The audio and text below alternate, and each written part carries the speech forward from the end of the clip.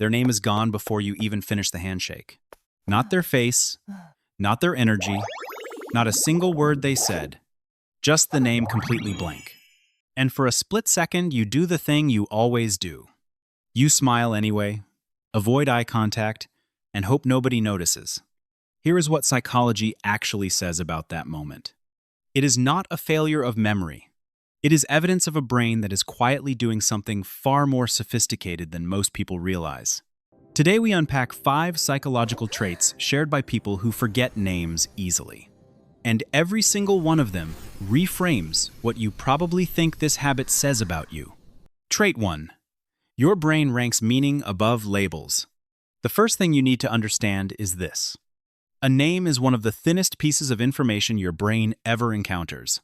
It is an arbitrary sound. No pattern, no logic, no context attached. Paul Reber at Northwestern University put it plainly. Names are completely arbitrary and somewhat familiar. They end up neither connecting to what you already know nor standing out as unusual, which means they leave almost nothing for your memory to grip. Meanwhile, your brain is simultaneously processing the person's face, body language, tone, emotional temperature, and what you are supposed to say next. Your attention system makes a choice. It decides that who this person is matters more than what they are called. So it invests its limited processing bandwidth in depth and lets the label go. In social psychology, this is called selective encoding. You do not remember less. You remember differently. And you almost always remember the part that actually mattered. Trait 2. You were in mild overload at the exact second the name was said. Think about where most introductions happen. Parties, work events, group settings, noise, movement, first impressions forming at high speed. When someone says, "Hi, I'm Mark," your brain is not simply receiving an audio signal. It is also managing the room, calculating social dynamics, and running a background check on your own performance.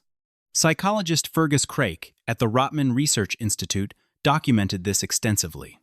His research on divided attention shows that when cognitive load is high during encoding, the brain systematically deprioritizes arbitrary information names being among the first things dropped. The harder you are working to seem normal, the less bandwidth remains for the one thing you actually want to keep. Here is the line most people hate. You did not forget their name because you did not care. You forgot it because you cared too much about everything else happening at once. Trait 3. You think in patterns and names have none. This is the trait most people who forget names never connect to themselves. You probably recognize faces with remarkable accuracy. You see someone in a grocery store and instantly know, Jim, 2019, Thursday mornings. You map context, visual detail, and situational patterns almost automatically. But the name still will not come. That is because the brain regions that handle face recognition, the fusiform face area, identified by researcher Nancy Kanwisher at MIT, operate differently from the regions that process arbitrary verbal labels. Your mind excels at structured information, patterns, sequences, spatial memory, emotional context. Names carry none of those structures. They are random labels without semantic hooks.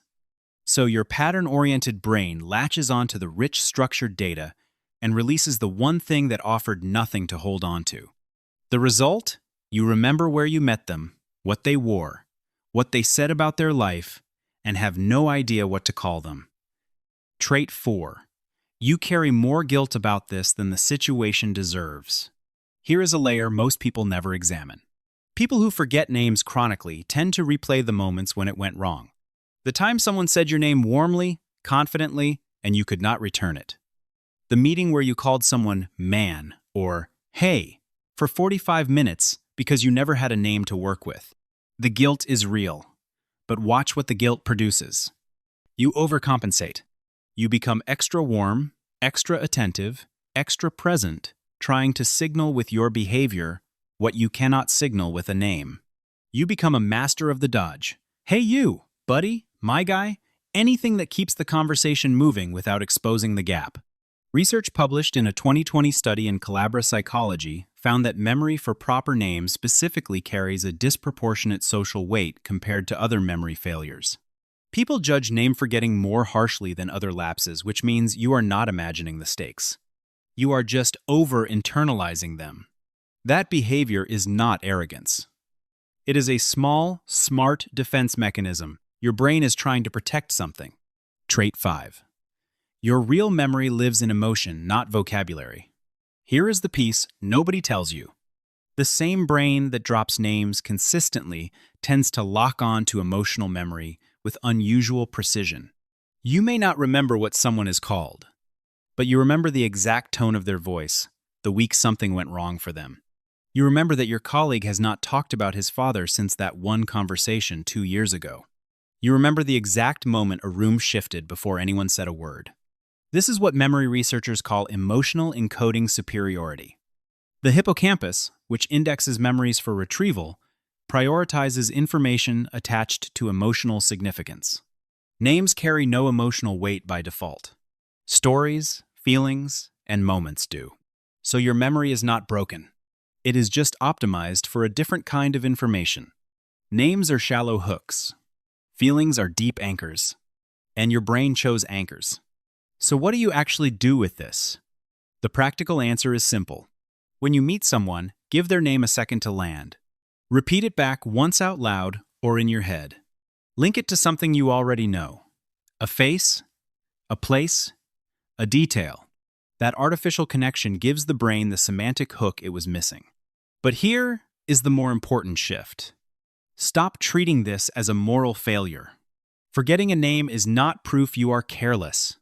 It is not proof you are self-absorbed.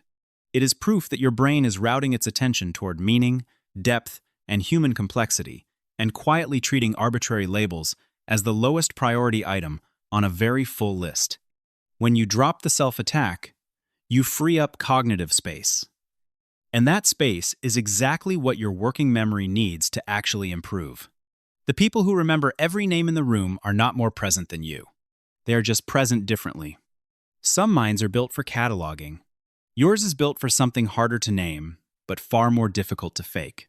You are an emotional archivist, a quiet pattern reader, someone who loses the label but keeps the person. That is not a flaw to fix. That is a wiring to understand. So be honest for a second. Do you forget names constantly but remember everything else about a person? And when that happens, does it make you feel rude, anxious, or just quietly amused at the way your brain works? Comment 1, 2, or 3 below. Rude, anxious, or amused. The people watching this tend to leave the most honest answers on the internet. Subscribe if you want psychology that explains how your brain actually works, instead of just making you feel bad for the way it does. Every week, the psychology of people who think deeply, move quietly, and remember more than most people realize.